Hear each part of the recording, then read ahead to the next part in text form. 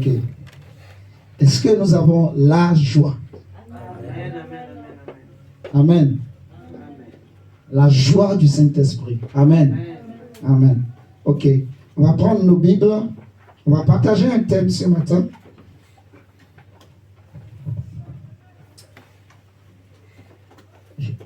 Il y a plusieurs sujets, il y a plusieurs points à traiter.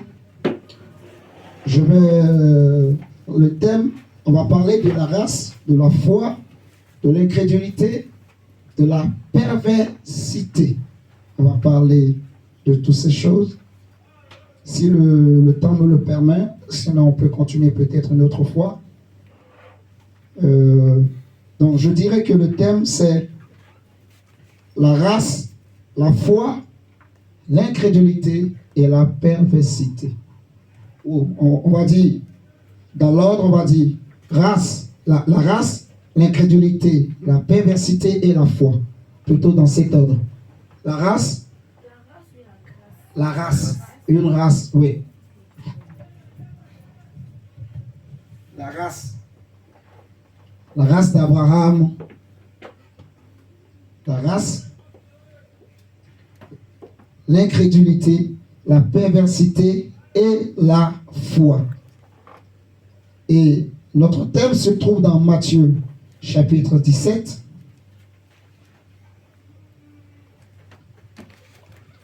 Matthieu chapitre 17.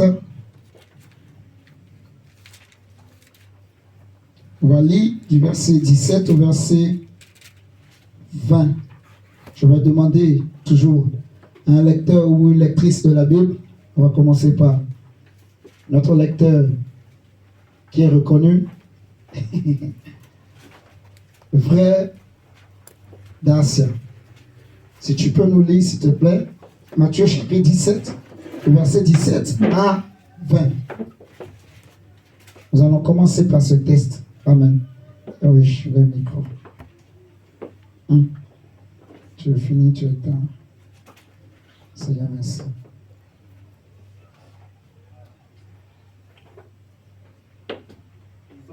Faut allumer. Lisons la parole de Dieu. Amen. Matthieu chapitre 17, verset 17 à 20. Race incrédule et perverse. Race incrédule et perverse. Répondit Jésus. Jusqu'à quand serai-je avec vous? Jusqu'à quand serai-je avec vous? Jusqu'à quand vous supporterai-je? Jusqu'à quand vous supporterai-je? Amenez-les-moi ici. Amenez-les-moi ici. Jésus parla sévèrement aux démons. Jésus parla sévèrement aux démons qui sortit de lui. Et l'enfant fut guéri à l'heure même. L'enfant fut guéri à l'heure même. Okay. Alors les disciples s'approchèrent de Jésus et lui dirent en particulier, pourquoi n'avons-nous pu chasser ces démons? Pourquoi n'avons-nous pu chasser ce démon? C'est à cause de votre incrédulité. C'est à cause de votre incrédulité. Leur dit Jésus. Je vous le dis en vérité. Je vous le dis en vérité. Si vous aviez de la foi, comme un grain de sénévé, vous diriez à cette montagne, transporte-toi d'ici là, et elle se transporterait. Rien ne vous serait impossible. Rien ne vous serait impossible. Mais cette sorte de démon... Ça c'est le verset 21. On va s'arrêter juste au verset 20. Amen. Amen. Seigneur, merci. Si vous voulez, le verset 21, ça ne se trouve pas dans toutes les autres traductions de la Bible. Bon, c'est aussi bien, hein?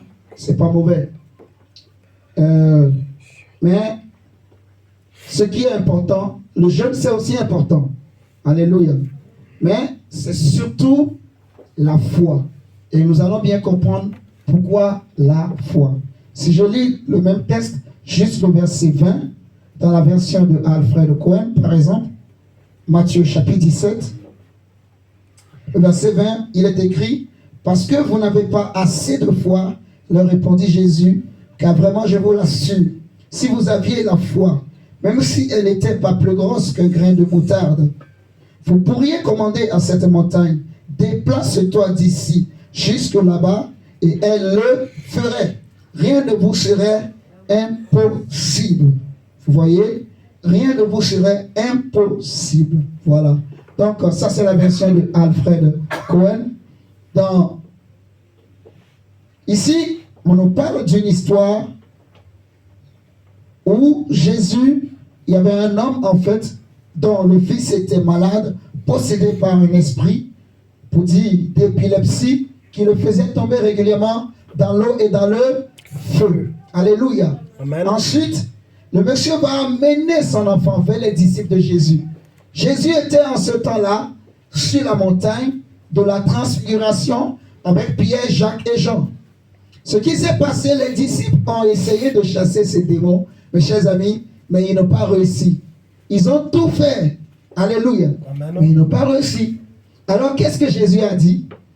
Jésus, quand il est descendu, et le monsieur est venu le voir pour lui dire que j'ai amené mon fils vers tes disciples, mais ils n'ont pas pu le chasser. Jésus s'est mis en quelque sorte en colère. Amen. Amen. Le Seigneur s'est mis en colère. Il va dire race incrédule et perverse. Race incrédule et perverse, mon cher ami. Il dira que jusqu'à quand serai-je avec vous? Jusqu'à quand vous supporterai-je? C'est comme si ce texte est en train de dire que Dieu a un dédain pour une sorte de race. Dieu a un dégoût d'une race, d'une certaine sorte de race. Vous voyez? Il y a une certaine sorte de race que Jésus ne supporte pas, que Jésus n'aime pas. En gros, est-ce que nous sommes tous là ce matin?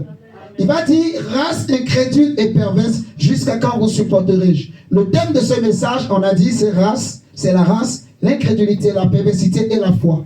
Pourquoi je veux parler de ces 4 points? En fait, pour que chacun de nous comprenne quelque chose. Quand le Seigneur parle de la race, le mot race, c'est un mot grec qui veut dire, qui s'écrit G-E-N-E-A, bon, G-N-E-A, G-E-N-E-A, et ça veut dire simplement une génération. Ça veut dire une race d'hommes qui sont proches en caractère. Vous voyez? Ça veut dire aussi une époque, ce mot. Donc, lorsque Jésus parle de la race, il veut parler d'une génération. Il veut parler d'une génération d'hommes, d'individus qui sont caractérisés par certains points, par certains éléments. Et c'est de ça que nous voulons parler. Le Seigneur va dire, mes chers amis, dans Matthieu, prenez avec moi Matthieu chapitre 12. Matthieu chapitre 12, nous allons bien comprendre. Matthieu chapitre 12, versets 38 à 35. Avant de lire, même je vais dire, mes chers amis, que notre génération, c'est-à-dire notre race, c'est la race la plus mauvaise de toutes les races qui ont existé sur cette terre. Chacun de nous doit être conscient de ça, que notre époque est pire que l'époque de Sodome et Gomorrhe. Alléluia. Notre génération est pire que l'époque de Sodome et Gomorrhe. Souvent, lorsqu'on parle de l'époque de Sodome et Gomorrhe, nous les trouvons cruelles, nous les trouvons mauvaises. Nous trouvons que cette époque est mauvaise. Nous trouvons les gens de cette époque-là mauvais. C'est souvent nous, les hommes, nous pensons ça. Mais on doit être conscient que notre génération, elle est pire que la leur. Et c'est Jésus lui-même qui va le confesser. Nous prenons Matthieu, chapitre 12. On va lire du verset 38 à 45. Matthieu, chapitre 12, verset 38 à 45. La Bible dit, alors, quelques-uns des scribes et des pharisiens prirent la parole et dit, Maître, nous voudrions te voir faire un miracle. Il a répondu, une génération, donc une race, une génération méchante et adultère demande un miracle. Jésus dit, ici encore, génération méchante et adultère demande un miracle. Il ne lui sera donné d'autre miracle que celui du prophète Jonas. Car de même que Jonas fut 3 jours et 3 nuits dans le ventre d'un grand poisson, de même que le Fils de l'homme sera 3 jours et 3 nuits dans le sein de la terre. Les hommes de Ninive, mes chers amis, il dit que les hommes de Ninive se lèveront au jour du jugement avec cette génération et la condamnera. parce qu'ils se sont repentis à la prédication de Jonas. Et voici, il y a ici plus que Jonas. La reine du Midi se lèvera au jour du jugement avec cette génération et la condamnera, parce qu'elle vient des extrémités de la terre pour entendre la sagesse de Salomon. Et voici, il y a ici plus que Salomon. Alléluia. Amen. Nous sommes tous là. Amen. Verset 43, Jésus dit, lorsque l'esprit impur est sorti d'un homme, il ne va pas des lieux arides. Suivons très bien. Il ne va pas des lieux arides, cherchant du repos, et il n'en trouve point. Alors il dit, je retournerai dans ma maison d'où je suis sorti. Et quand il arrive d'Asia, il est écrit, il la trouve vide, balayée et ornée. Il s'en va. Et il prend avec lui quoi? 7 autres esprits plus méchants que lui. Ils entrent dans la maison, s'y établissent, et la dernière condition de cet homme est pire que la première. Regardons la fin de l'histoire. Jésus dit, il en sera de même pour cette génération méchante. Il en sera de même, mon frère, ma soeur, pour cette génération méchante. On va peut-être pas tout lire, mais je vais vous donner les qualificatifs que Jésus donne à notre génération. Il appelle notre génération incrédule, perverse, corrompue, adultère, méchante, pécheresse. Et mes chers amis, c'est grave ce que Jésus dit. Il va dire que la reine de Midi va se lever à la fin du temps pour juger notre époque. Il va dire que les habitants de Ninive vont se lever pour juger notre époque. Vous me suivez ce matin? Il va dire, c'est comme s'il disait en même temps que les habitants de Sodome et Gomorrhe se lèveront pour juger notre époque. Pourquoi? Il dit que parce qu'ils ont écouté le message de Jonas et ils se sont repentis. C'est-à-dire que, en fait, nous, notre époque, c'est une époque où les gens, ce qui caractérise notre génération, c'est qu'il y a une exagération de l'incrédulité. Et les hommes ne se posent pas la question, pourquoi il y a une exagération de l'incrédulité, de la bassesse? Pourquoi il y a une exagération de la méchanceté dans notre époque? Pourquoi il y a une exagération, vous voyez, de la corruption, de l'adultère, de la perversité à ce niveau? Pourquoi? C'est la question qu'il faut se poser, en fait. Vous voyez, le Seigneur va dire, en fait, que lorsqu'un esprit impur sort d'un corps, il va dans les lieux arides. J'aime beaucoup cette parole. Mais il ne trouve pas du repos. Et il se dit lui-même, je vais retourner d'où je suis sorti. Donc Jésus est venu pour libérer notre génération. Mais comme on n'a pas écouté, les esprits qu'il était venu chasser, ces esprits-là reviennent, mais maintenant plus méchants. C'est-à-dire qu'en fait, notre époque, c'est un mélange de toutes ces époques qui sont passées. Vous voyez? Notre époque, c'est un mélange de l'Égypte, de Babylone, de Sodome et Gomorrhe. Or, l'Égypte et Babylone sont caractérisés surtout par l'idolâtrie. Et Sodome et Gomorrhe sont caractérisés par ce qu'on appelle le péché sexuel, le péché de la perversité sexuelle. Vous voyez? C'est ce qui a caractérisé les habitants de Sodome et Gomorrhe. Et aujourd'hui, notre temps, c'est le mélange de tout ça. Donc, tous ces esprits-là, ils sont revenus, mais plus méchants. Vous voyez? En fait, ils sont plus méchants que, c'est-à-dire les esprits mauvais qui travaillent dans notre époque, ils sont plus méchants que ceux qui ont travaillé au temps de Sodome et Gomorrhe. En gros, c'est ce que Jésus voulait dire. Vous comprenez? Amen. Et ça fait trembler. Je ne sais pas si nous comprenons bien, ça doit amener l'homme à se ressaisir, à réfléchir 2 fois avant d'agir, avant de poser un acte. Comment l'incrédulité a atteint un niveau en fait d'exagération. Les hommes de notre époque aujourd'hui, ils ont un problème avec la foi. C'est pour ça que Jésus va dire que lorsque le Fils de l'homme reviendra, trouvera-t-il la foi sur la terre? Alléluia. Mes chers amis, trouvera-t-il la foi sur la terre lorsqu'il reviendra? Est-ce qu'il y aura encore de vrais chrétiens? Est-ce qu'il y aura encore de vraies chrétiennes? Est-ce qu'il y aura encore des femmes sages, des hommes sages, des femmes droites, des femmes intègres, des hommes intègres? Est-ce que cela existera encore? Parce que, en fait, Jésus a vu que notre génération est la pire de toutes les générations. Celle qui sera sévèrement jugée. Alléluia. C'est pour cela que le Seigneur parle de race incrédule. Vous voyez? Et l'incrédulité, en fait, parce que je n'ai pas donné la définition, l'incrédulité, ça vient d'un mot grec qui signifie, qui s'écrit plutôt apistos. Donc, c'est A-P-I-S-T-O-S. A-P-I-S-T-O-S. Ça veut dire infidèle, ça veut dire sans foi, ça veut dire non croyant, ça veut dire sans confiance en Dieu. Et le mot pervers, la perversité, en fait, c'est un mot grec également qui s'écrit diastréphos. Ça se prononce diastréphos et ça s'écrit D-I-A-S-T-R-E-P-H-O. Le mot pervers, ça se prononce diastréphos. Et ça s'écrit D-I-A-S-T-R-E-P-H-O.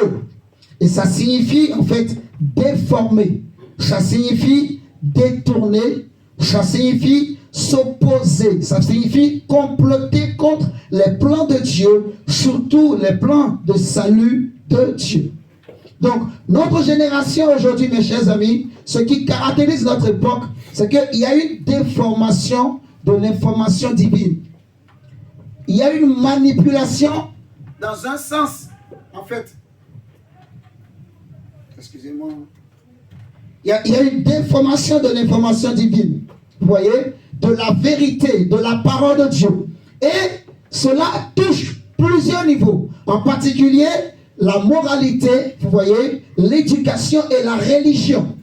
Aujourd'hui, les vraies religions sont en train de disparaître pour donner naissance à une religion unique, universelle. Nous sommes en train d'assister, nous les hommes de notre époque, à la naissance d'une religion universelle, à la manifestation d'une religion unique.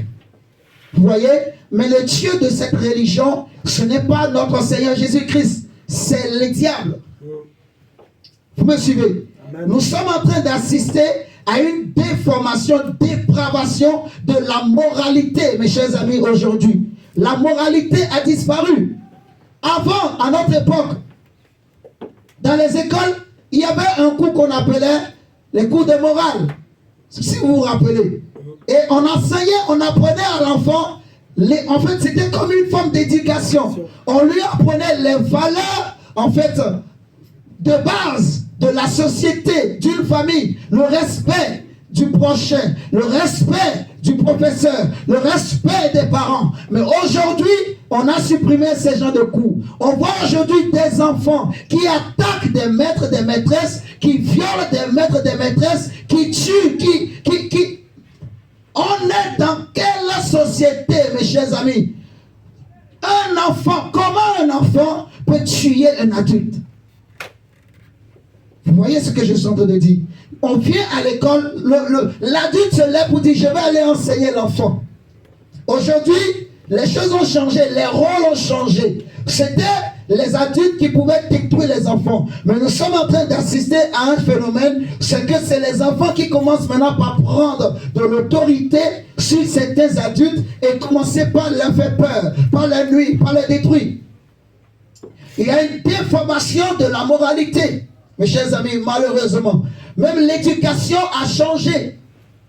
On appelle aujourd'hui le mal bien et le bien mal. Aujourd'hui, les choses que les gens dans le passé, ils ne pouvaient pas s'afficher publiquement, mais aujourd'hui, les gens n'ont plus peur. Vous voyez? Aujourd'hui, on est en train d'assister à une naissance d'une autre race. Moi, j'appelle ça une autre race. Amen. Qui n'était pas dans le plan de Dieu. Quand Dieu avait créé Adam et Ève, il avait créé une race. Il avait créé deux individus, homme et femme. Maman Clarisse, tu es d'accord avec moi? Dieu avait créé Adam et Ève. Donc il avait créé un mâle et une femelle. On le voit même avec les animaux. Mais il y a une autre race des hommes qui sont en train de naître, que les hommes sont en train de créer, qu'on veut dire que l'enfant quand il naît, il peut naître sans genre. Est-ce que vous savez ça, mes chers amis? Est-ce que vous savez ça? Qu'il y a ces choses qui sont en train de se passer sous nos yeux, nos yeux là. Dans les écoles, on est en train d'inculquer ça aux enfants. Mes chers amis, c'est-à-dire qu'on veut dire, on veut inculquer, insérer dans la mentalité de l'enfant, de la jeune fille, du jeune garçon que tu peux être libre de sexe, tu peux choisir le sexe que tu veux. C'est une autre race, c'est une troisième race d'hommes que les hommes sont en train de créer sous nos yeux. En fait, on est en train de déformer l'information divine, on est en train de déformer la nature, ce que Dieu a créé. Notre génération, elle est pire que celle de Sodome et Gomorrhe. C'est pour cela que Jésus va dire, race incrédule et perverse. Notre génération est remplie de perversité et d'incrédulité. Les hommes ne veulent plus croire en Dieu. Les hommes ne... Vous allez bien comprendre la suite. En fait, c'est que... Parce que quand on s'attaque à la moralité, à l'éducation, à la religion, en fait, on s'attaque au fondement même de l'homme, au fondement de la vie, de l'individu, de la famille, de la nation, d'un peuple. Alléluia. Et ça, c'est pour détruire. C'est pour préparer le chemin, non pas à Jésus-Christ, mais à l'homme impie, au fils du péché. Alléluia. Et l'apôtre Pierre va dire, dans Actes chapitre 2, prenons Actes chapitre 2,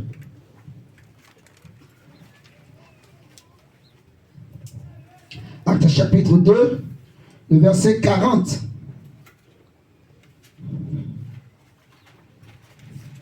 Actes chapitre 2, le verset 40 nous dit ceci. Et par plusieurs autres paroles, il les conjurait et les exhortait, disant, sauvez-vous de cette génération perverse. Alléluia. C'est ce que Dieu veut dire à quelqu'un ce matin. Mon frère, ma soeur, c'est vrai que notre génération, elle est ce que j'ai dit, tout ça là, ce que Jésus dit. Mais vous comprenez avec moi que dans cette génération si méchante, Dieu aussi a envoyé son Fils unique, Jésus-Christ, qui est venu mourir à la croix, afin que quiconque croit en lui, qu'il ne périsse point, mais qu'il ait la vie éternelle. C'est-à-dire qu'il y a une porte de sortie, il y a une issue, il y a une possibilité de se racheter, de se sauver de cette génération. Alléluia. Amen. Tu n'es pas obligé de faire ce que cette génération dit. Tu n'es pas obligé d'appeler mal ce que cette génération appelle mal, ou d'appeler bien ce que cette génération appelle bien. Alléluia. Amen. Tu n'es pas obligé. Aucun homme, aucune femme ne peut te forcer à le faire. Alléluia. La Bible dit que à tous ceux qui l'ont reçu, il a donné le pouvoir de devenir enfant de Dieu, d'être sauvé en fait, de se racheter. Vous voyez? Donc l'apôtre Pierre va dire, sauvez-vous de cette génération méchante et corrompue. Sauvez-vous. Et nous sommes là ce matin parce que nous voulons nous sauver. Alléluia. Donc j'ai expliqué c'est quoi la race, c'est quoi l'incrédulité, la perversité. Je ne vais pas trop aller en profondeur par rapport à ça, mais nous allons parler maintenant de la foi. Et vous allez comprendre pourquoi j'ai parlé d'abord de ces points. Maintenant, la foi. Parce que j'ai dit le thème c'est la race, l'incrédulité, la perversité et la foi. Et notre verset ou notre texte de base, Jésus va dire race incrédule et perverse. Et à la fin, les disciples vont lui poser une question. Pourquoi n'avons-nous pas pu chasser cet esprit? Jésus va dire, c'est à cause de votre foi. Vous voyez? C'est à cause de votre foi. Alors la question c'est, qu'est-ce que la foi? C'est simple. La définition nous le donne On la trouve dans la Bible. On va prendre Hébreu plutôt chapitre 11. Mon frère, ma soeur.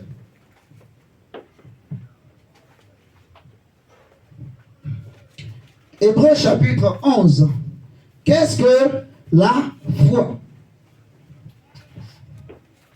Hébreu 11. Le verset 1. Hébreu chapitre 11, le verset 1. Car ta bonté, vaut mieux que la vie. Hébreu chapitre 11, le verset 1 nous dit ceci. Or, la foi, on veut nous donner la définition de la foi. Mon frère, ma soeur, écoute-moi très bien ce matin. Je crois que Dieu va révolutionner ta foi. Amen. Je pense que Dieu va révolutionner ta foi. Alléluia. Amen. Tu vas ressortir de ce lieu fortifié, encouragé. Tu vas ressortir avec un bagage, avec une force et une puissance. La Bible dit, oh, la foi est une ferme assurance des choses qu'on espère, une démonstration de celles qu'on ne voit pas. Pour l'avoir possédé, les anciens ont obtenu un témoignage favorable. Je m'arrête là d'abord. Verset 1. Oh, la foi. La définition de la foi, c'est simple. On dit c'est la ferme assurance des choses qu'on espère et la démonstration de celles qu'on ne voit pas. Donc, parmi les choses qu'on espère, il y en a qu'on ne voit pas et qu'on doit démontrer. Nous sommes d'accord. Maintenant, on dit que la foi, c'est une ferme assurance. C'est une ferme assurance. Le mot ferme assurance, c'est un mot grec. J'aime beaucoup les définitions, mes chers amis. C'est un mot grec qui se prononce hypostasis. Et ça s'écrit H-U-P-O-S-T-A-S-I-S. Et regardez la définition, le sens de ce mot. Ça veut dire une sous-structure, une fondation, un fondement. Ça veut dire, en fait, une constante de l'esprit. Quelque chose qui est fixé ou placé au-dessous de quelque chose. Vous voyez? Et ça me révolutionne. Donc la foi, c'est un fondement. La foi, en réalité, c'est un fondement. Alléluia. C'est une sous-structure. C'est-à-dire, c'est une structure dans une structure. C'est une structure qui soutient une autre structure. Vous voyez? La qualité de ta foi va déterminer ta stabilité, en fait. Parce que la structure qui soutient ta vie, la structure qui soutient ta vie chrétienne, qui soutient ta spiritualité, qui soutient ta vie, ton mariage, ton couple, c'est en réalité, c'est ta foi. Et si cette structure-là, elle n'est pas bien bâtie, ou si, en fait, le fondement que tu as n'est pas le vrai fondement qu'il faut, lorsque les torrents vont arriver, tu vas être ébranlé.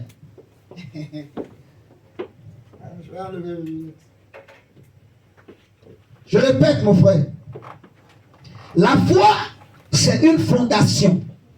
Mais une petite fondation qui soutient toute la maison. Quand on veut construire une maison, on pose d'abord les fondations.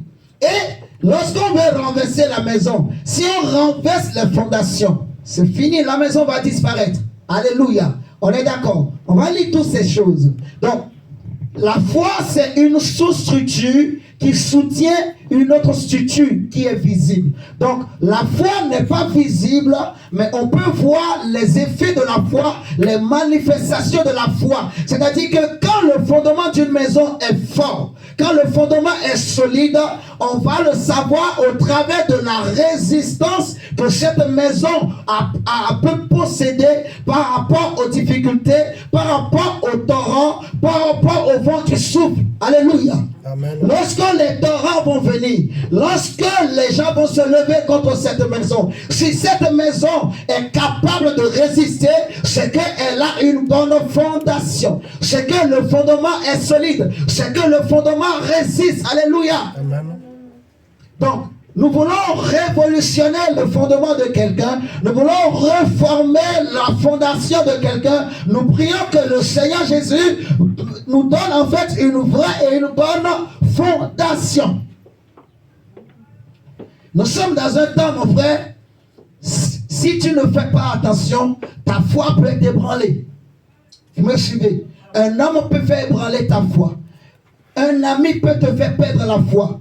Un parent peut te faire perdre la foi. Ton mari peut te faire perdre la foi. Ta femme peut te faire perdre la foi. Même tes enfants peuvent te faire perdre la foi. Même des parents peuvent pousser les enfants à ne plus croire en Dieu. Vous comprenez? La Bible va dire aux femmes que par votre comportement, vous avez cette capacité de gagner vos maris à Jésus, de les attirer dans le Seigneur. Alléluia. Amen. Et c'est pour ça que Jésus va dire dans Luc chapitre 6, Luc chapitre 6, il va dire ceci.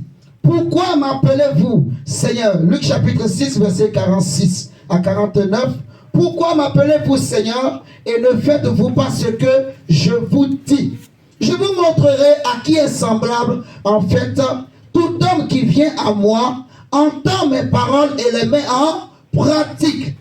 Il dit, il est semblable à un homme qui bâtissant une maison a creusé. Cet homme a creusé. Cet homme a creusé encore. Et la Bible dit, il a creusé bien avant et a posé le fondement sur le roc. La Bible dit, une inondation est venue et le torrent s'est jeté contre cette maison sans pouvoir l'ébranler. Tu vois? Donc ce que j'espère en Dieu, ma foi est le fondement en fait qui me permettra de pouvoir les obtenir. Tu vois? Donc ce que tu désires en Dieu, en fait tu dois le puiser dans ta foi. Mais si la fondation qui est en toi, elle n'est pas la bonne, c'est que tu ne pourras pas puiser. Ce que tu désires de la part du Seigneur, il faut que la fondation soit bien traitée. Il faut soigner le fondement. Il faut te rassurer que ce qui est en toi comme la foi, c'est la bonne fondation, c'est le bon fondement. Amen. Et la Bible dit que les anciens pour l'avoir possédé.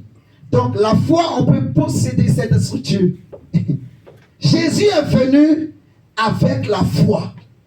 Jésus est venu avec un fondement. La Bible dit qu'il est la pierre angulaire qu'ont rejeté ceux qui bâtissaient. Les hommes avant Jésus n'avaient pas de fondation. Les hommes avant Jésus, ils n'avaient pas un bon fondement. C'est pour ça qu'il y avait beaucoup de bêtises. Il y avait beaucoup de saleté. Il y avait toutes ces choses qu'on a citées tout à l'heure. Vous voyez? Donc Jésus est venu pour poser un autre fondement pour que la vie des hommes change. Amen. Jésus est venu pour poser un autre fondement pour que nous puissions faire partie de cette nouvelle race que Dieu lui-même est en train de créer.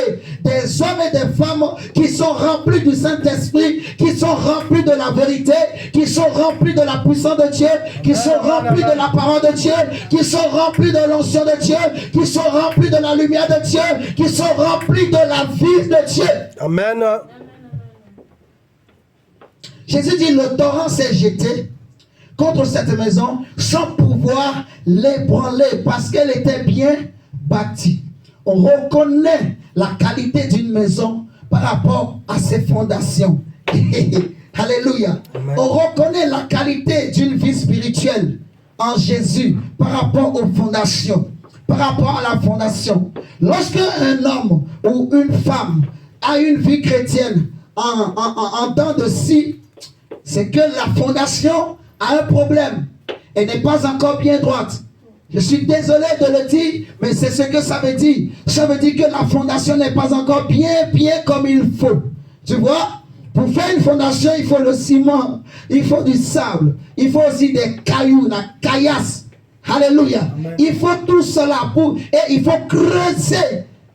Demandez un maçon, mes chers amis. Il faut bien creuser. Et on ne pose pas la fondation n'importe où. Vous voyez, on calcule le terrain, on analyse le terrain, on regarde là où il faut poser le fondement, la pierre angulaire qui va soutenir toute la maison. Et on imagine, en fait, on anticipe, on se dit, si la pluie tombait, si l'eau coulait, vous voyez, il y a des maisons On les a bâtis, c'est joli de l'extérieur, mais il suffit qu'il y ait une petite pluie. L'eau coule seulement en bas et la maison s'épanche. La maison, les murs vont se briser, se fissurer, tu vois. Parce que les maçons qui ont travaillé, ils ont manqué d'ingéniosité.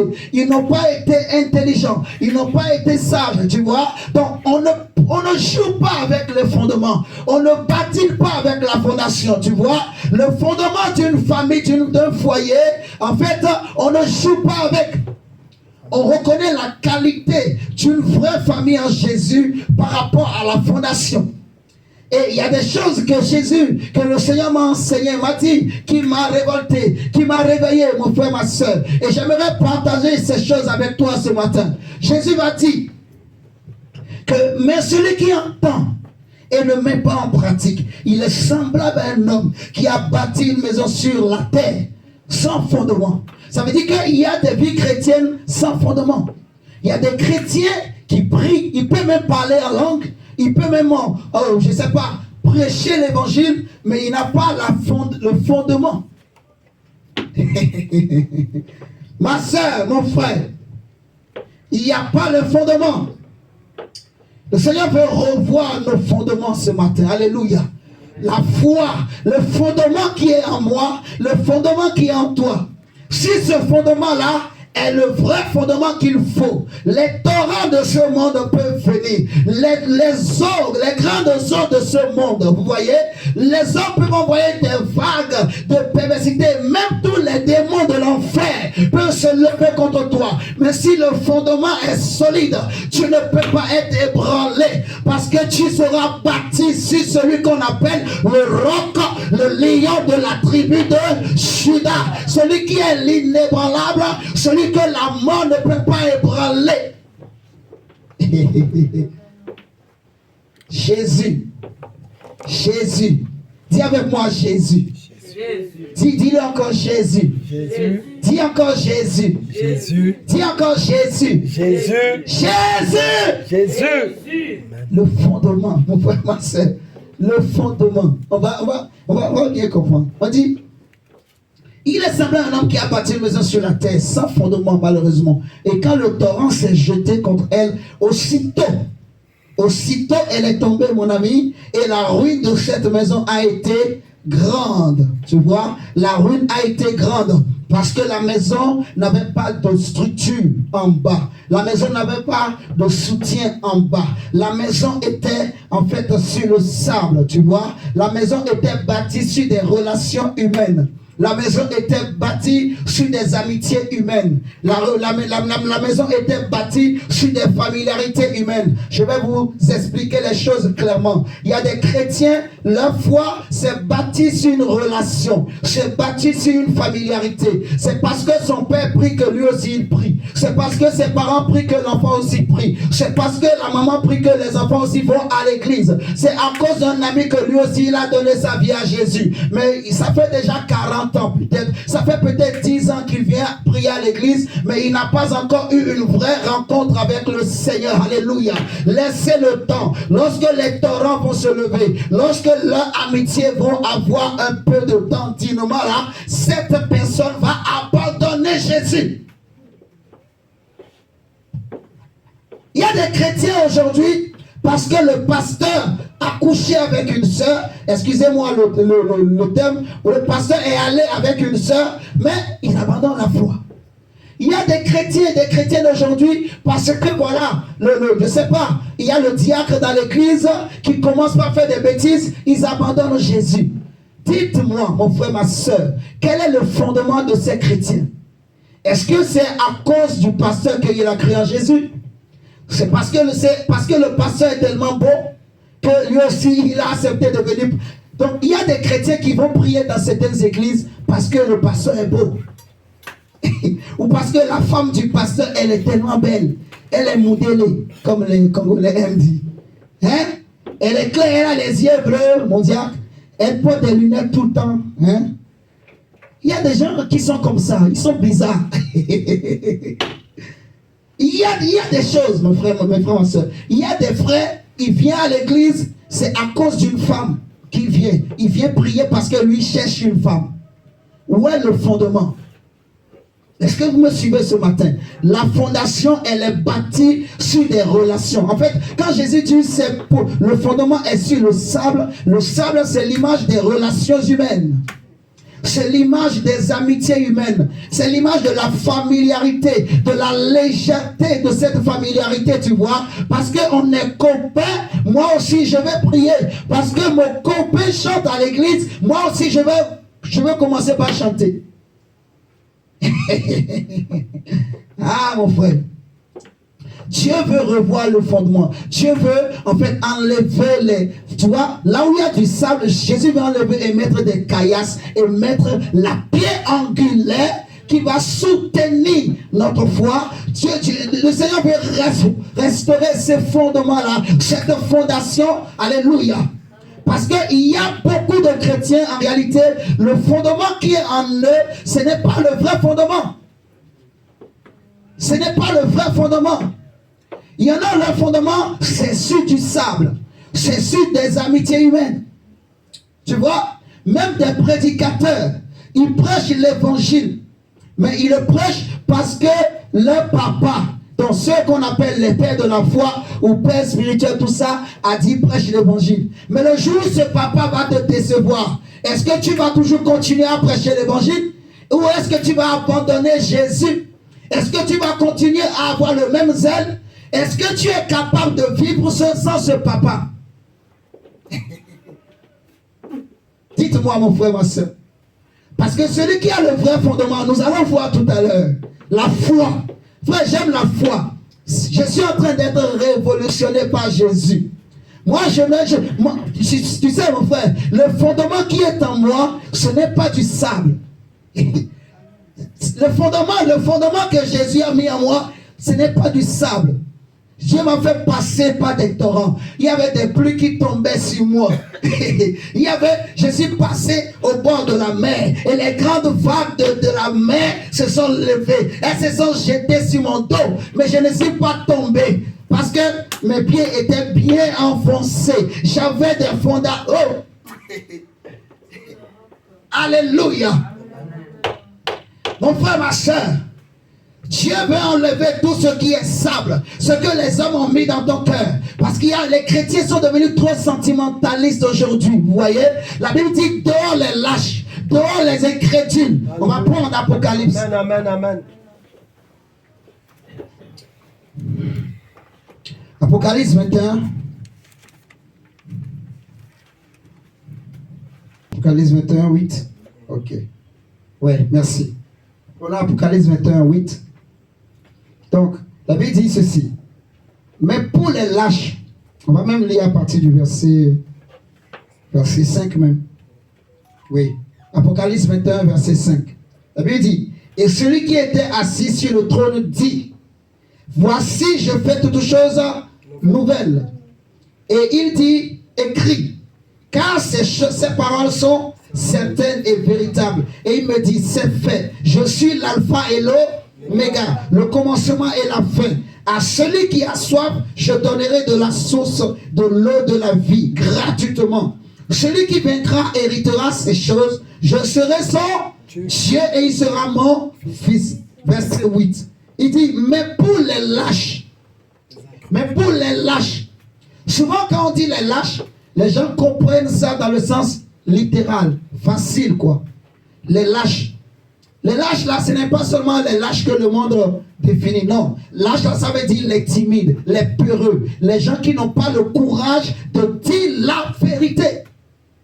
Lâche là, ça veut dire quelqu'un qui sait la vérité, mais à cause du sable, des sentiments, des familiarités, des amitiés humaines, il préfère fermer les yeux et la bouche. Tu es un lâche. Tu es une lâche, te dit le Seigneur. Je ne sais pas si vous comprenez ce matin. La Bible dit, mais pour les lâches, les incrédules, les abominables, les meurtriers, les impudiques, les enchanteurs, les idolâtres et tous les menteurs, leur part sera dans l'étang ardent de feu et de soupe, ce qui est la seconde mort. En fait, le lâche, si vous avez bien compris la définition de la foi, c'est que le lâche, le fondement qui est dans son cœur, ce n'est pas le roc. Vous voyez, c'est le sable. C'est les sentiments, les amitiés. au nom de l'amitié, je préfère fermer ma bouche. Et c'est des hypocrites, en fait, le lâche. C'est un hypocrite. C'est qu'il connaît la vérité, il voit la vérité, il sait bien que son frère ou sa soeur est en train de mal marcher, mais il n'a pas le courage de le dire. Tu vois? Il n'a pas le courage de le dire. Il préfère se taire. Il y en a même, c'est pas peur.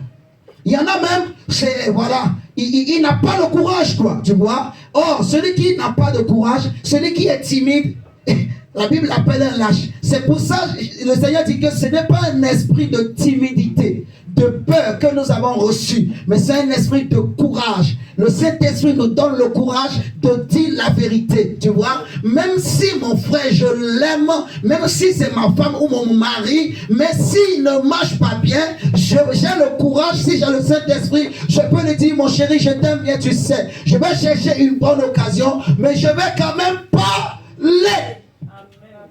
Vous me suivez? Et s'il ne veut pas écouter, je dis à Dieu, la Bible dit, si ton frère a péché, prends-le, parle-lui. S'il ne t'écoute pas, prends 2-3 témoins. S'il ne vous écoute pas, regarde-les comme un païen, un publicain. C'est ce que la Bible dit. Mais tu connais, nous connaissons la parole chrétienne aujourd'hui. C'est ça, pour ça Jésus va dire, quand je vais revenir, est-ce que je trouverai encore la vraie foi? Vous voyez, c'est-à-dire des hommes et des femmes qui ont le vrai fondement, qui ont gardé le fondement, qui ne se sont pas corrompus, qui n'ont pas vendu leur grâce, qui n'ont pas, en fait, ils n'ont pas joué avec la grâce de Dieu, qui n'ont pas méprisé la grâce de Dieu. Chers amis, le fondement, la racine, la sous-structure, parce que tu vois, ma vie et ta vie, c'est comme une maison que nous sommes en train de bâtir. On est d'accord? Notre famille est comme une maison que nous sommes en train de bâtir devant Dieu. Cette maison doit avoir un vrai fondement. Cette maison doit avoir une sous-structure. Tu vois? Excusez-moi. On va prendre un test. Ah, Jésus. Il y a beaucoup de choses à dire, mes chers amis. Il y a beaucoup de choses. Il y a beaucoup de choses.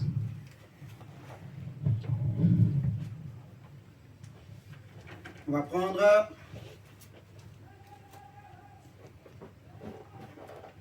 Matthieu. Prenons Matthieu 12, verset 29. Matthieu 12, verset 29.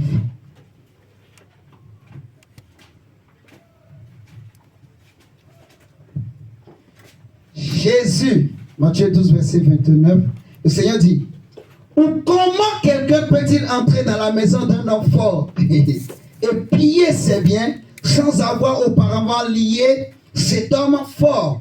Alors seulement il pillera sa maison. Alléluia. Comment quelqu'un peut rentrer dans la maison? On peut rentrer chez toi, on te pille. Avant de le faire, il faut t'avoir lié d'abord.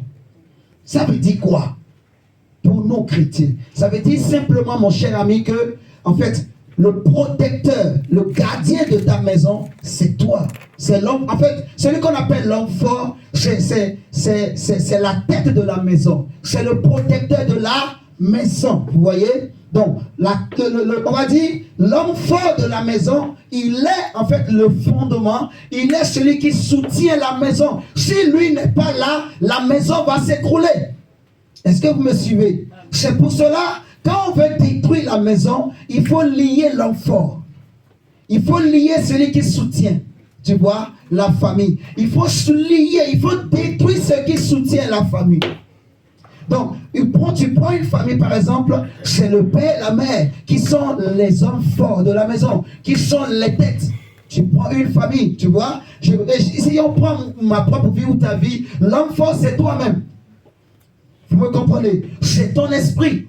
Donc, si on veut détruire la maison que tu es, il faut qu'on détruise la foi qui est en toi, on détruit le fondement de la spiritualité qui est en toi, tu vois. Si on arrive à détruire cela, alors les gens peuvent te piller.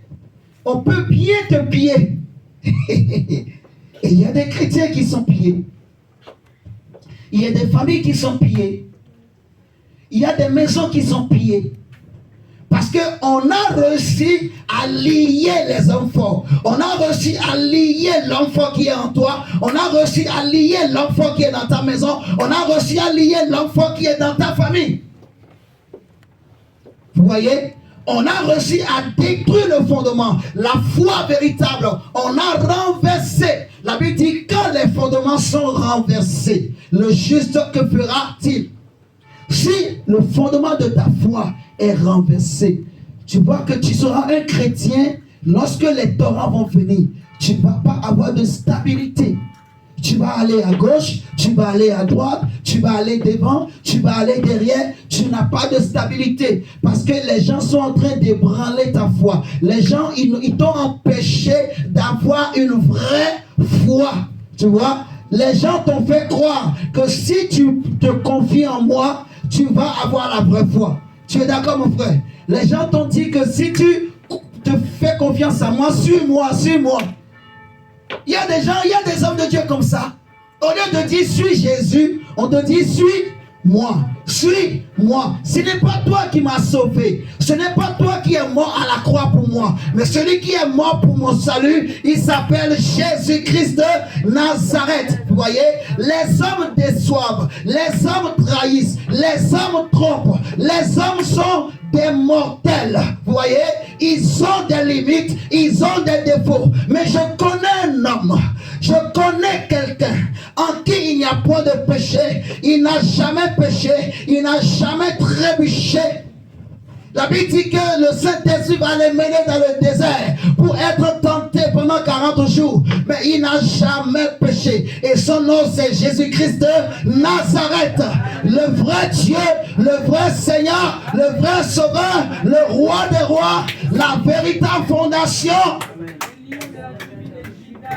La Bible dit qu'il est le chef et le consommateur de notre foi. C'est-à-dire celui qui suscite notre foi, c'est Jésus-Christ de Nazareth. Et celui à qui nous mettons notre foi, c'est Jésus-Christ de Nazareth. Celui que nous suivons, c'est Jésus-Christ de Nazareth. Oui, mon frère. Amen. Prenons, mes chers amis, on va avancer. Seigneur, merci. Merci, merci Saint-Esprit. Merci mon Dieu. Merci Seigneur.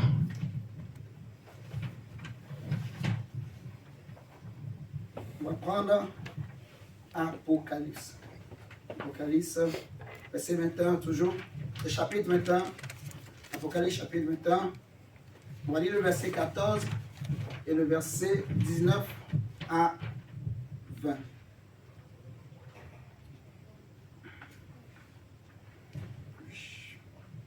Il y a beaucoup de choses à dire.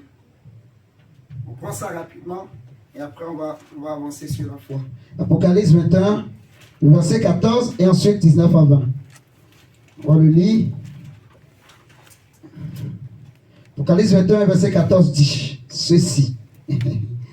Ah, Seigneur. La muraille de la vie avait 12 fondements et sur eux, les 12 noms des 12 apôtres de l'agneau de Dieu. On est d'accord. Éphésiens 2, verset 20 nous dit que nous avons été édifiés sur le fondement des apôtres et prophètes de Jésus-Christ, et Jésus-Christ lui-même étant la pierre angulaire. Alléluia. Amen. Et ici on nous dit, en nous parlant de la nouvelle Jérusalem, que la muraille de la ville avait 12 fondements, et sur eux, les 12 noms des 12 apôtres de l'agneau de Dieu. Alléluia. Maintenant le verset 19 et le verset 20, il est écrit ceci.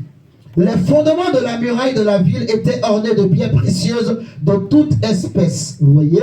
On dit le premier fondement était de jaspe, le second de saphir, le troisième de chalcédoine, le quatrième d'émeraude, le cinquième de sardonis, le sixième de sardoine, le septième de chrysolite, le huitième de béryl, le neuvième de topaze, le dixième de chrysoprase, le onzième d'hyacinthe, le douzième d'améthyste.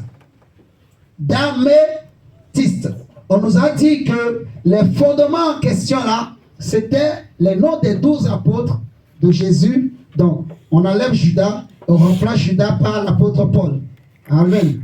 Vous me comprenez? Et on dit les noms des 12 apôtres, et on dit que ces mêmes noms là, en fait, c'est l'image de 12 types de pierres précieuses. Alléluia. Donc le nom de Paul correspond à l'une des pierres. Ah, my God. Le nom de Pierre correspond à l'une de ces pierres précieuses dont on a parlé. Alléluia. Le nom de Jean, l'apôtre Jean, correspond à l'une de ces pierres-là. Alléluia.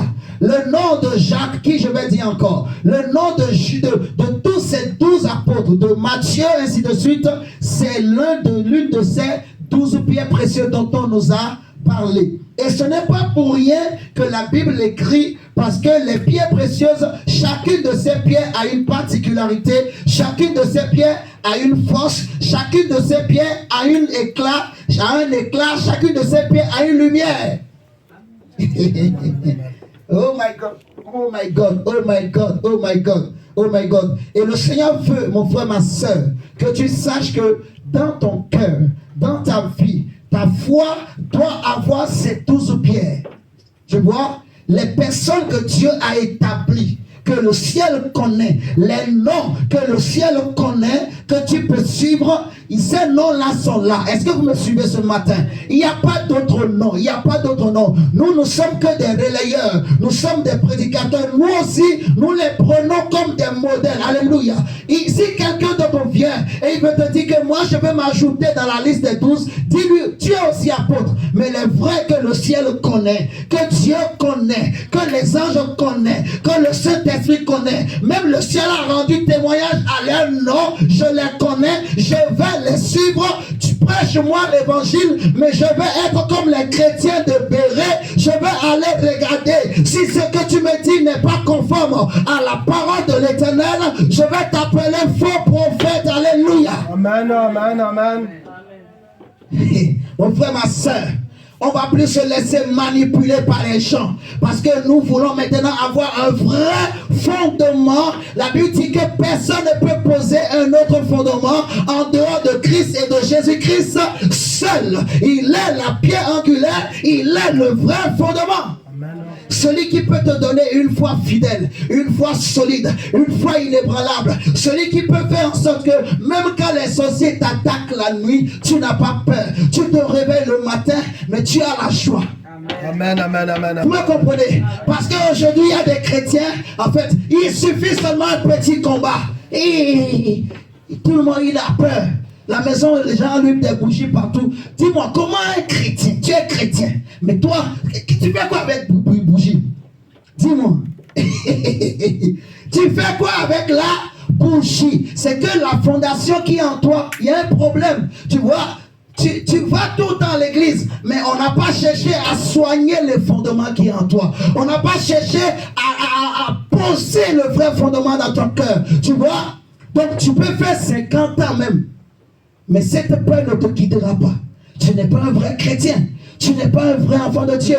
La spiritualité qui est en toi est faible. Jésus est celui qui vient pour amener Dieu en nous. Jésus est Emmanuel, Dieu parmi les hommes. Jésus est celui qui vient, il nous remplit de courage. Des hommes qui ont croisé le chemin de Jésus, comme Pierre et Paul. Pierre pouvait dire, nous ne pouvons ne pas parler des choses que nous avons vues et entendues. Que cet homme de Galilée, que vous avez crucifié, c'est lui que Dieu a ressuscité. Et c'est par son nom que ces paralytiques se lèvent et qui marche devant vous. S'il est la pierre angulaire qu'ont rejeté les bâtisseurs et qui est devenu la principale de l'angle, parce qu'il n'y a sous le ciel aucun autre nom, ni le nom de mon père, ni le nom de ma mère, ni le nom de mon pasteur, ni le nom de ma pasteuse, ni le nom de je ne sais quoi, mais il n'y a qu'un seul nom qui a été donné au milieu des hommes pour toutes les nations, pour tous les peuples, pour toutes les tribus, et c'est par ce nom que nous avons le salut, que nous pouvons être sauvés, que nous pouvons avoir une foi véritable. Amen, amen, amen, amen, amen. Le fondement. Il n'y a pas un autre fondement. Il n'y a pas un autre Jésus. Il n'y a pas un autre évangile. Il n'y a qu'un seul Jésus. Il n'y a qu'un seul Dieu qui vient pour te sauver. Et il n'y a qu'une seule foi. Donc il n'y a qu'un seul fondement. Mais dans ce fondement, il y a les 12 pierres. Amen, amen, amen. Oui. Que personne ne vienne vous séduire par ses songes et ses rêves. Que personne ne vienne vous manipuler par ses songes et ses rêves. Garde tes songes et tes rêves. Si tu as des songes et des rêves, garde-le, fais bien, mets en pratique. Alléluia. Mais prêche-nous l'évangile. Nous ne voulons pas entendre tes songes et tes rêves. Nous voulons entendre la parole de Dieu. Nous sommes fatigués par les gens qui viennent pour séduire. Il y a des sorciers aujourd'hui qui viennent dans les églises pour séduire les chrétiens, pour raconter des histoires. On veut entendre parler de Jésus. Parlez-nous de Jésus. Parlez-nous du roi des rois. Mon frère, les fondements. Est-ce que tu veux mélanger le sable et les ferrailles en nous, quoi? Tu veux mélanger dans notre vie. Tu veux que notre foi soit un mélange de ferrailles et de sable, comme Daniel avait vu, ou comme Nabucodonosor avait vu dans son rêve. On a dit qu'ils avaient fait des alliances. On a vu le fer se mélanger à l'argile. Moi, je ne veux pas que dans ma vie, qu'il y ait un mélange de fer et de l'argile. Non, ma nature, c'est le lion de la tribu de Juda. Je suis de la nature du Dieu Tout-Puissant. Je suis de la nature de Jésus-Christ de Nazareth. Mon Dieu Jésus, il est la pierre angulaire. Et je veux aussi être une pierre. Je veux être solide. Je veux avoir une foi chrétienne solide. Frère, je veux avoir une foi chrétienne vivante. Je veux que la spiritualité qui est en moi soit solide, mon frère. Il n'y a pas un autre. C'est elle. Leur nom est connu au ciel. Alléluia. Prends la Bible. Ouvre la Bible. Parle-nous. La révélation que tu as. Dis-le-nous. Dis, parce que le messager a un message. Quel est le message que tu as? Viens nous parler. Qu'est-ce que Dieu a dit? Qu'est-ce que le Saint-Esprit a dit? On n'a pas besoin de tes songes. Les songes, c'est pour toi, mais regarde-les. À la rigueur, tu peux parler une fois pour édifier, ça s'arrête là. Mais ne viens pas nous raconter, nous bourrer les oreilles. Tu ne peux pas me forcer à croire à tes songes. Tu ne peux pas me forcer à croire à tes rêves. Non, je suis libre. Mais dis-moi, je suis obligé de croire à la parole. Alléluia. Si je ne crois pas à tes songes, Dieu ne va pas m'en vouloir. Dieu ne va pas me dire tu vas aller en enfer parce que tu n'as pas cru aux songes de quelqu'un. Mais Dieu me dira, si tu n'as pas cru à sa parole, parce que tu n'as pas cru à ma parole, tu vas avec l'enfer. Alléluia. Alléluia. Mon frère, ma soeur, quel est le fondement qu'on a posé en toi? Jésus vient pour changer. Jésus vient pour je vais prêter le nom à un président. Pour déboulonner. On va déboulonner les vieux fondements. On va déboulonner les mauvais fondements. Et Jésus vient pour poser le véritable fondement dans nos cœurs. Alléluia. Oui, mon frère. Prenons Hébreux chapitre 11 toujours. Oh Saint-Esprit, il n'y a pas deux fondements, mon frère. Il n'y a pas deux. Il n'y en a pas deux. Il n'y en a qu'un seul. Il n'y en a qu'un seul. Il n'y en a qu'un seul. Il n'y en a qu'un seul. Il est l'unique. Il est le seul. Il est celui qui inspire. Il est celui qui révèle. Il est celui qui amène la puissance. Il est celui qui délivre. Il est celui qui donne le salut. Il est le Dieu de grâce. Il est la grâce de Dieu. En lui, toutes les promesses de Dieu sont oui et amen. Que personne ne te séduise par son titre. Prophète ou pasteur ou docteur, on s'en fout. Amen. Mon frère, ma soeur, évangéliste ou pas, on s'en fout. Mais on veut un nom. On veut un nom. On veut une vie. La vie que Pierre a prêchée. La vie que Paul a prêchée. Quelle est la vie que tu viens communiquer à l'église? Quelle est la vie que tu viens communiquer aux enfants de Dieu? Est-ce que c'est la mort? Est-ce que c'est la... Dites-moi. Dites-moi. Jésus dit, je suis venu pour que mes brebis aient la vie. Dieu, c'est la vie, mon frère. L'évangile, c'est la vie. Et on vient à l'église pour avoir la vie. Et j'ai besoin d'une vie. Je veux avoir la vie. Parle-moi et que je reçoive la vie. Que en sortant, je sors avec un bagage. Je sors révolutionné. Parce que l'évangile est un message de révolution. Un message qui révolutionne l'esprit de l'homme, la mentalité de l'homme. Amen, amen. Hébreux chapitre 11. La Bible dit, au verset 3.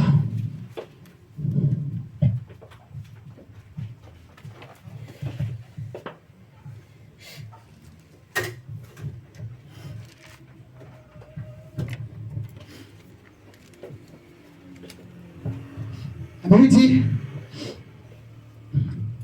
c'est par la foi que nous reconnaissons que le monde a été formé par la parole de Dieu, en sorte que ce qu'on voit n'a pas été fait de choses visibles. Vous voyez? Donc, nous reconnaissons, nous percevons par l'Esprit, comme Jean-Baptiste dans le ventre de sa mère et de Jésus. Jean-Baptiste dans le ventre de sa mère, la Bible dit que lorsque Élisabeth a entendu la voix de Marie, l'enfant a tressailli. Ça veut dire que Jean-Baptiste a su sauter. Il a sauté en lui, tu vois, parce qu'il a reconnu, il y a un témoignage qui est rentré dans le ventre d'Élisabeth et que Jean-Baptiste a reçu, tu vois. Celui qui a le vrai fondement, il reconnaît la voix du Père. Il reconnaît la voix du berger. Parce que Jésus dit que mes brebis connaissent ma voix. Vous voyez? Donc, celui qui a la vraie foi, en fait, il reconnaît ce que Dieu a fait. Il reconnaît l'œuvre de Dieu. Il reconnaît que ça, c'est Dieu, ça, ce n'est pas Dieu. Donc, je me demande, en fait, si toi, tu as du mal à discerner le bien et le mal, si tu es chrétien ou chrétienne aujourd'hui, mais facilement, on peut t'emporter, facilement, on peut te séduire, facilement, on peut te manipuler. Dis-moi, quel est le fondement qui est en toi? Est-ce que c'est vraiment Jésus qui est en toi? Ou bien c'est un mélange de sable et de fer? Ou bien c'est un mélange, on a pris un peu de la boue, on a mélangé avec du blanc et on est venu mettre un peu de peinture dans ton cœur pour te faire croire que tu as la vraie foi. J'aimerais te dire, mon frère, ma soeur, Dieu veut revoir ton fondement. Dieu veut revoir la foi qui est en toi. Amen. Est-ce que c'est la peinture ou bien tu as le vrai Jésus? Dis-moi, il n'y a pas de Jésus. Par la foi, nous reconnaissons. Nous reconnaissons la voix de Dieu. Nous pouvons sursauter. Je sursaute en moi. Je tressaillis en moi. Quand j'entends le vrai évangile. Quand j'entends la parole de Dieu. Mon cher ami, la Bible dit que le Saint-Esprit rend témoignage à notre esprit. Que nous sommes enfants de Dieu. Hébreux 4, Hébreux 11 plutôt, verset 4 dit, Abel... C'est pas la foi que Abel offrit à Dieu un sacrifice plus excellent que celui de Caïn. Et c'est pas elle qui fut déclarée juste. Dieu approuvant ses offrandes. Et c'est pas elle qui parle encore quoique mort. Quoique mort. Donc on peut dire quoi? Que le soubassement que Abel a fait, c'est ce qui a fait que son sacrifice était excellent et que son sacrifice a été agréé par Dieu. La Bible nous dit de ne pas suivre les voies de Caïn, qui était du malin et qui a tué son frère. La Bible dit pourquoi il le tua? Parce que ses œuvres étaient mauvaises. Vous voyez? Donc, à cause des œuvres de Caïn, on va dire que le soubassement qui était dans la vie de Caïn, le fondement qui était en Caïn était mauvais. Et c'est pour ça que son sacrifice n'a pas été agréé par Dieu. Mais je comprends au travers de ce message que Abel n'était pas seulement un homme qui faisait des sacrifices. Il n'était pas seulement un berger, mais c'était un homme qui avait un fondement en lui que son frère n'avait pas. On peut être deux de la même famille. On peut vivre dans la même maison, mais ne pas avoir le même fondement, ne pas avoir la même fondation, tu vois. On peut être plusieurs dans une église, mais ça ne veut pas dire qu'on a la même fondation. Parce qu'on n'entend pas la parole parole de Dieu de la même manière. On n'écoute pas l'évangile de la même manière. La foi vient de ce qu'on entend. Et ce qu'on entend vient de la parole de Christ. On peut participer à la même table, mais ne pas manger de la même manière. Mon frère, ma soeur, j'aimerais être révolutionné ce matin. On peut être tous de la même assemblée, mais ne pas recevoir la même visitation divine. Mais la même gloire est descendue, mais on n'a pas été visité de la même manière. Ta manière dont tu as reçu, c'est ça qui va déterminer l'excellence de ton sacrifice. Et Dieu veut dire à quelqu'un ce matin, Dieu veut te dire, mon frère, ma soeur, que ce temps-là est passé. Ce temps où les hommes te manipulaient est terminé. Maintenant, le ciel est ouvert. Tu vas recevoir la grâce de Dieu. Dieu va révolutionner ta vie. Je te dis, mon frère, ma soeur, tu vas vivre dans l'excellence, dans la puissance et la gloire de l'évangile au nom de Jésus-Christ de Nazareth, parce que tu vas manger la vraie manne. Tu vas boire le vrai miel, le miel qui descend du ciel. La Bible dit que la révélation est descend du ciel. Lorsque l'huile descend, elle coule sur la tête d'Aaron, elle descend au niveau des barbes, elle descend jusqu'au bord de ses vêtements et elle va couler, elle va féconder. Amen, amen, amen, amen. Merci Jésus. Mon frère, l'excellence. Moi, je ne suis pas de la race de Caïn, parce que j'étais un pécheur. Tu étais un pécheur. Nous étions tous des méchants. Nous étions tous des pervers. Nous étions tous des incrédules. Nous étions tous des pécheresses. Cette race que Jésus n'aime pas. Cette race que Dieu, qui dégoûte Dieu. Mais Jésus nous a pris. Il nous a mis dans une bassine, comme on prend un bébé. Et il a versé l'eau de la parole sur nos têtes. Il a pris son chiffon. Il a nettoyer tout ce qui est carrosserie, tout ce qui est gras, saleté. Il a frotté, ça a fait mal, mais on a pleuré, on a supporté. Mon frère, Jésus a frotté, mon ami, il a enlevé les dépôts, ces vaines manières de vivre qu'on avait hérité de nos pères, ces vaines manières de vivre, ces manières de fonctionner qu'on nous avait léguées. Jésus les a ôtées et il nous a pris, il nous a plongé dans la cuve de son sang et il nous a lavé et nous a blanchi et nous a élevé au nom de Jésus-Christ et il nous a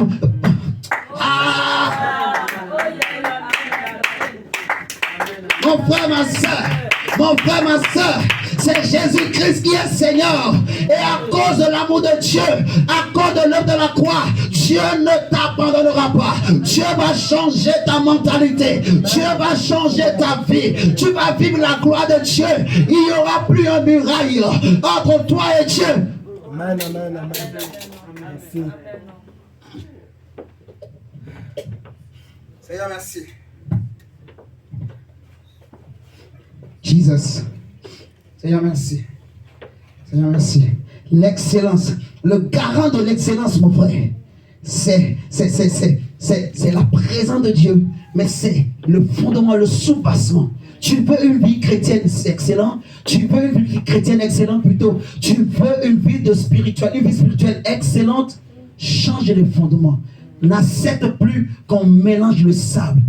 Tu vois, le sable est mauvais. Tu vois, le sable, quand tu verses de l'eau, ça descend. Hein? Donc, c'est comme s'il a bu, mais on ne sait pas qu'il a bu. Tu vois, mais le roc, quand tu mets l'eau, ça reste. Tu me comprends, mon frère, ma soeur? Dieu veut que je sois les rocs. Dieu veut que tu sois les rocs. Dieu veut que ton cœur soit transformé. Tu vois, arrête de pleurer. Les hommes sont méchants, les hommes sont mauvais, alléluia, mais confie-toi en Jésus. La Bible dit qu'il est la pierre angulaire que Dieu a placée dans l'église, qu'il a placée sur la terre, et quiconque, j'aime cette parole, quiconque se confie en lui ne sera jamais confus, jamais déçu, jamais abandonné. Jésus ne trahit jamais, Jésus n'abandonne jamais, Jésus ne trahit jamais. Les hommes peuvent te trahir, mais le lion de la tribu de Juda, il n'est pas un Dieu pour mentir, ni un fils d'homme pour se repentir. Non, il n'est pas dans les sentiments, il n'est pas dans les acceptions de personnes, il n'y a pas de préféré. Si tu crains Dieu, Dieu va t'agréer. Amen, amen, amen. On n'a pas dit il est fini pour les Américains. On n'a pas dit il est venu pour les Chinois. Non. On n'a pas dit il est venu pour les gens élancés. Non. Même si tu es petit de taille, même si tu es comme Zachée, sur un sycomore, sur un arbre loin, si les hommes ne te voient pas, mais il y a quelqu'un qui voit les choses cachées, qui voit de loin, lui il te verra. Alléluia. Il va te voir. La Bible dit quiconque l'invoquera en ces temps de la fin, oui, il sera sauvé. Mon frère, Seigneur, merci. On va lire Hébreux 11, le verset 5 à 7, et on va s'arrêter là. La Bible dit que c'est pas la foi qu'Enoch fut enlevé pour qu'il ne vit point la mort et qu'il ne parut plus, parce que Dieu l'avait enlevé. Car avant son enlèvement, il avait reçu le témoignage qu'il était agréable à Dieu. Or, sans la foi, il est impossible de lui être agréable.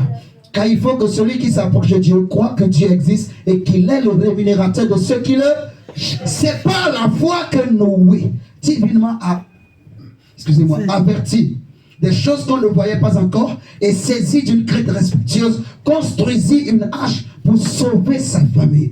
Et c'est pas elle qui condamna le monde et devint héritier de la justice qui s'obtient par la foi. Alléluia. Amen.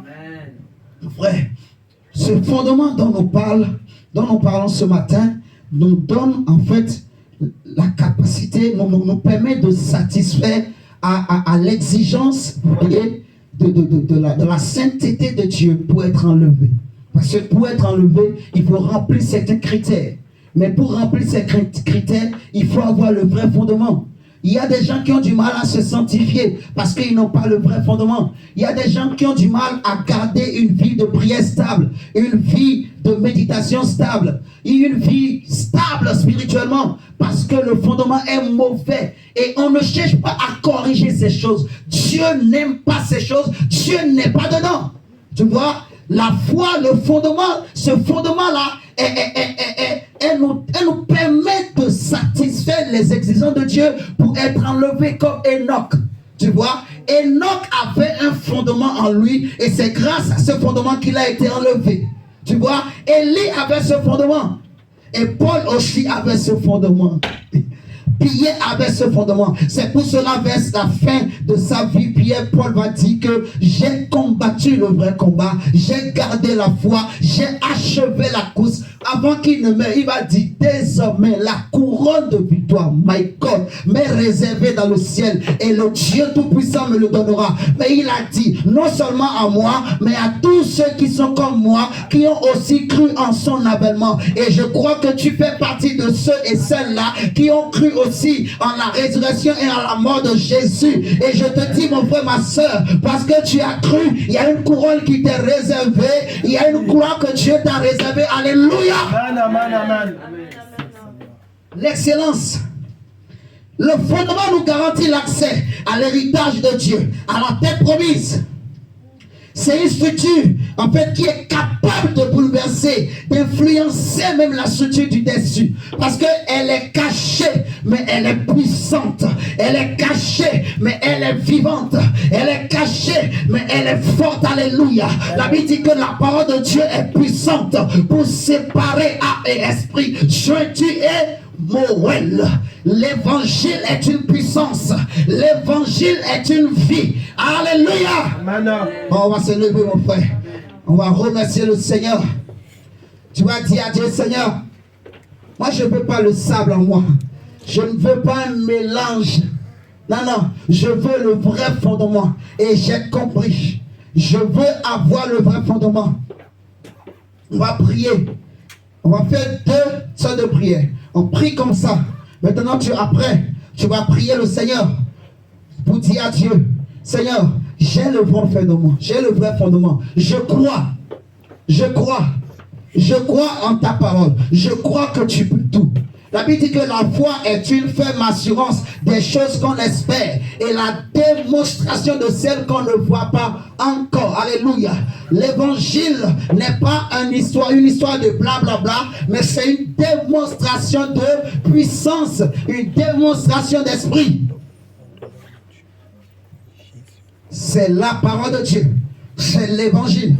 Et Dieu est derrière sa parole pour l'accomplir. Élevons la voix et prie mon frère. Dis Seigneur, mets en moi le vrai fondement. Déracine en moi le mauvais fondement. Enlève-moi tout ce qui est sable. Enlève-moi tout ce qui est légèreté. Enlève-moi tout ce qui vient des hommes. Ce que les hommes ont placé en moi depuis toutes ces années. Dis Seigneur, enlève les coloquettes sauvages. Enlève les fausses doctrines, les doctrines des démons. Prie que Dieu enlève de ton cœur tout ce qui n'est pas de lui au nom de Jésus. Au nom de Jésus, au nom de Jésus. Prie que Dieu enlève de ton cœur tout ce qui n'est pas de lui. Au nom du Seigneur Jésus-Christ de Nazareth. Que Dieu mette en toi le vrai fondement. Que Dieu mette en toi le vrai fondement. Au nom de Jésus-Christ de Nazareth. Mets, Seigneur, en moi le vrai fondement de la roi. Jésus, je t'en supplie, éternel Dieu. Pendant que tu pries, parle en même temps à Dieu. Tout ce que tu espères de la part du Seigneur. Demande à Dieu d'étendre sa main. Demande à Dieu d'étendre sa main. La Bible dit que tout est possible à celui qui croit. Tout est possible à celui qui a la foi. Tout est possible à celui qui a la foi. Oh, prie que Dieu enlève le mauvais fondement. Que Dieu enlève les herbes. Que Dieu enlève le sable. Que Dieu enlève les mélanges. Que Dieu enlève ce que tu as mangé. Ce que tu as mangé de la part des hommes. Ce que tu as mangé qui vient des démons. Que Dieu enlève. Que Dieu enlève les mauvaises nourritures. Que Dieu enlève ce qu'on t'a fait manger dans des rêves, dans des songes. Que Dieu enlève au nom de Jésus-Christ de Nazareth. L'onction de Dieu est là ce matin. Enlève, éternel, gloire, mon Dieu. Seigneur, enlève, Adonai, le roi. Seigneur, tout ce que l'homme Shandarabababa. Shekarabakarabase. dans mes songes, Yenanama shetelebosha. Dieu, Rikayabakarabasotorobosh. Yemanebroshaya. Rekayababababa. Seigneur, enlève, enlève, enlève, Seigneur. Enlève les nourritures, Seigneur, mauvaises, sauvages. Enlève le sable. Enlève les nourritures des démons. Enlève, Seigneur, ce qui vient des hommes. Enlève les fausses doctrines. Enlève le mauvais fondement. Enlève ces vaines manières de vivre. Enlève, Seigneur, les fondements des hommes. Enlève, Seigneur, la fausse foi. Enlève la fausse religion. Enlève la fausse humilité. Enlève la fausseté, Yahweh. Et Seigneur, viens placer en nous le fondement de Jésus. Viens placer dans nos cœurs. Viens placer, viens planter. Demande à Dieu de planter en toi le vrai fondement. Demande à Dieu de planter dans ton cœur le vrai fondement. Demande à Dieu de planter en toi le vrai fondement. Demande à Dieu de planter en toi le vrai fondement. Le vrai fondement. Le vrai fondement.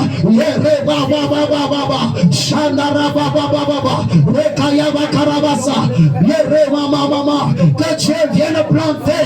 Que Dieu vienne planter son fondement. Le fondement Jésus-Christ. Shandarababa. Shandarababa. Que Dieu déracine. Déracine le mauvais fondement. Seigneur, déracine le mauvais fondement. Enlève, éternel Dieu, tout mauvais fondement. Prie que Jésus seul soit le fondement dans ta maison, le fondement dans la vie de tes enfants, le fondement dans la vie de ta femme, le fondement dans la vie de ton mari, le fondement, le fondement, le fondement. Que Dieu enlève, que Dieu déracine les mauvais fondements, les fondements qui viennent des hommes, les fondements qui viennent de la mauvaise religion, de la fausse religion. Que Dieu déracine. Afin que ta foi soit solide, afin que ta foi soit stable, afin que ta foi grandisse, afin que ta foi soit efficace, afin qu'elle soit fondée, non pas sur la sagesse des hommes, mais sur la puissance de Dieu, mais sur le Saint-Esprit, sur la puissance de Dieu, sur Jésus est seul. Alléluia. Que Dieu déracine tout mauvais fondement en toi et que ta foi soit fondée non sur la parole des hommes, non sur les traditions des hommes, non sur les traditions humaines, non sur les coutumes, mais sur Jésus et la puissance de Dieu, sur la puissance de Dieu.